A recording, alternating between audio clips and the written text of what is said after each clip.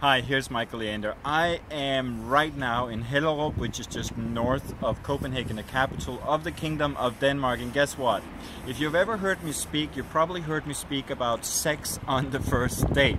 I won't bother you with all of the details about what sex on the first date about, but it is interesting for me here today to meet with the person who wrote the book Naked Marketing. His name is Christian, and I've asked him to give us a little bit of information about his new book, and he's got some interesting case studies there, so listen in for the next approximately 5 minutes, and at the end he'll tell you how you can get Naked Marketing for free. I mean the book Naked Marketing for free.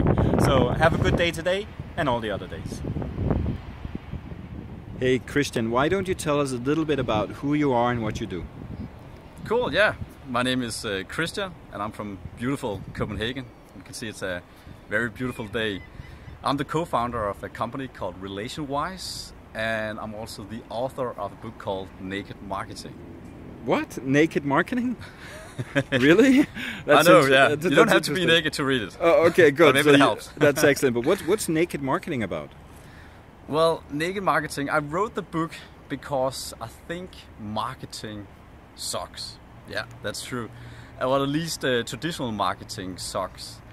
You know, it's really difficult to connect with customers today. And a lot of companies, they're spending a lot of money on salespeople, advertising, marketing, and basically to tell the world or spam the world to tell them, you know, how awesome we are and how great products we have. The problem is that might have worked like some years ago, but today people are so tired of it.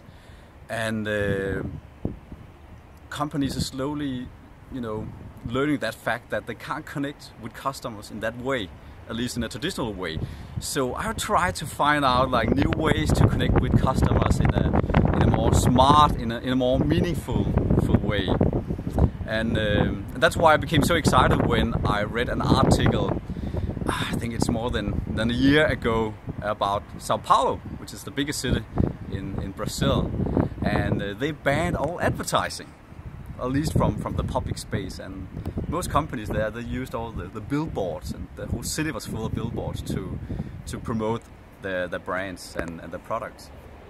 And I thought, well, since it's really difficult to get new customers through traditional channels, can we learn something from Brazil? Because when you set a constraint on yourself, that's actually where you get more creative, because then you have to find new ways to do marketing. So I went to Sao Paulo to look for answers. For me, it was like a crystal ball, you know, where I could look into the future and see what is next.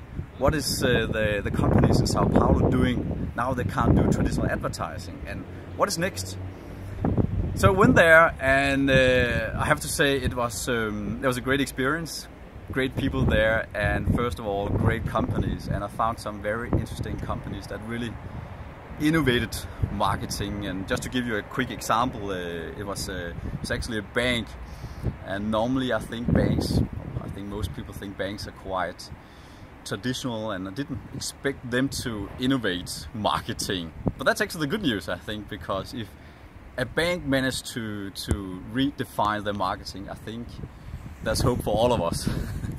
And what they did was, well, they used to tell people in Sao Paulo that they were an awesome bank and they could help people, but they couldn't do that anymore. And then there was this guy, an American-born Peter Cabral, which I had a really interesting talk with, and he convinced the bank to redefine their marketing. And he told them, well, instead of just telling people that you improve people's lives, why not do it?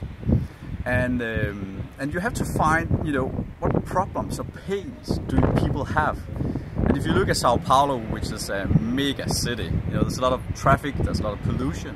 So he said, if you can help people with that, you know, people will start to love you. So he convinced the bank to sponsor 3,000 city bikes. I know here in Denmark, you know, there are bikes everywhere, so it probably wouldn't work here in Denmark or in Copenhagen. But in Sao Paulo, there's no culture for bikes. So if you imagine that suddenly you could bike around, you could get from point A to point B a lot easier, and it also decreased the pollution. Maybe not a lot, but slightly. It was in the right direction.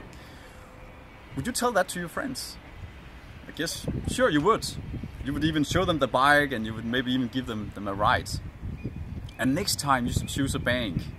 And all the banks, they look the same, but there's one bank that stood out and actually improved your life, even before you became a customer. What bank would you choose? I'm sure I don't have to give that answer. And I think that is a great example of how marketing will be in the future. And I think it's also, and I also think in a bigger perspective, because in Brazil, you know, they actually transformed a city, Sao Paulo, by sponsoring all those bikes. That was just one company.